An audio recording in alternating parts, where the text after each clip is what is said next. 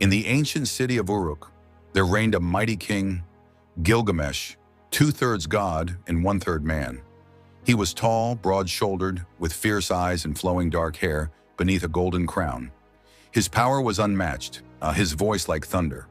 But he ruled with arrogance, crushing his people with endless labor and pride. The cries of the people rose up to the heavens, begging for relief. The gods heard their cries. To challenge Gilgamesh's strength, they shaped a man from clay, Enkidu. Wild and untamed, with long hair and a body covered in rough fur, he roamed the grasslands among gazelles, drank at rivers with the beasts, and knew no city nor crown. He was strength unbroken, innocence untouched.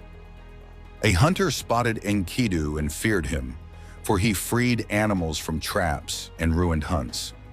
On the hunter's advice, a priestess was sent to him. Shamhat, a woman of beauty, wisdom, and charm, clothed in flowing silk. Through her touch and words, she awakened Enkidu to human ways. He became self-aware, no longer fully wild, no longer one with the animals. And so, he set out toward the city of Uruk.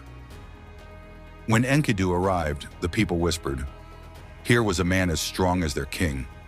Gilgamesh, proud and unyielding, confronted the stranger. The two clashed like lions, their fists shaking the walls of Uruk. They wrestled until the stones cracked, neither yielding. But as the dust settled, both saw in each other not an enemy, but an equal. Thus began a friendship that would echo for eternity. Together, Gilgamesh and Enkidu sought adventures worthy of their strength. They chose to challenge Humbaba, the monstrous guardian of the cedar forest. Armed with weapons of bronze and guided by courage, they entered the shadowed woods where giants dwelled. Humbaba, a towering beast with a face like fire and breath like storms, roared in rage.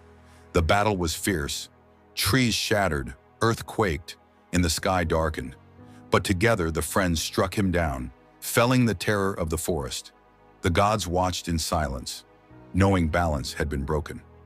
In triumph, Gilgamesh caught the eye of Ishtar, goddess of love and war, with long dark hair and eyes that blazed like stars. She offered him marriage and riches, but Gilgamesh mocked her cruelly, listing her lovers who had met ruin. Enraged, Ishtar unleashed the bull of heaven, a beast whose hooves split the earth, whose breath withered fields. But again, Gilgamesh and Enkidu fought side by side, striking the bull down. The gods' patience ended. They decreed punishment for their defiance. One must die. And so, the hand of fate fell upon Enkidu. Enkidu, once full of life, wasted away in sickness. On his straw bed, his skin grew pale, his breath shallow. Gilgamesh held his hand, tears streaming, refusing to let go. With his final words, Enkidu cursed the hunters and gods, then blessed Gilgamesh with love, before silence took him forever. Gilgamesh, broken with grief, wandered the earth. His golden crown hung low, his robe torn. "If my brother can die, what hope is there for me?" he cried. He set out on a desperate quest for immortality, seeking Utnapishtim, the man who survived the Great Flood and was granted eternal life.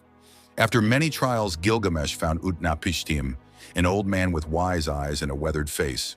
Utnapishtim told him, "Life and death are the will of the gods.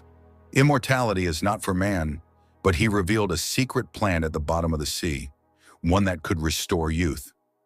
Gilgamesh dove into the waters, retrieved the plant, and held hope in his hands.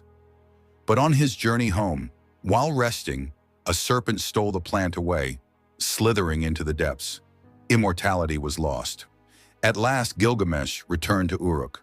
Standing on the city's towering walls, he looked upon the people, the stones, the temples. He realized that though death comes to all, what endures are the deeds we leave, the cities we build, the love we give, and the stories told of us. Gilgamesh, once a tyrant, became a wise king, remembered not for his immortality, but for his humanity. And so the legend of Gilgamesh and Enkidu endures, the first great epic of mankind.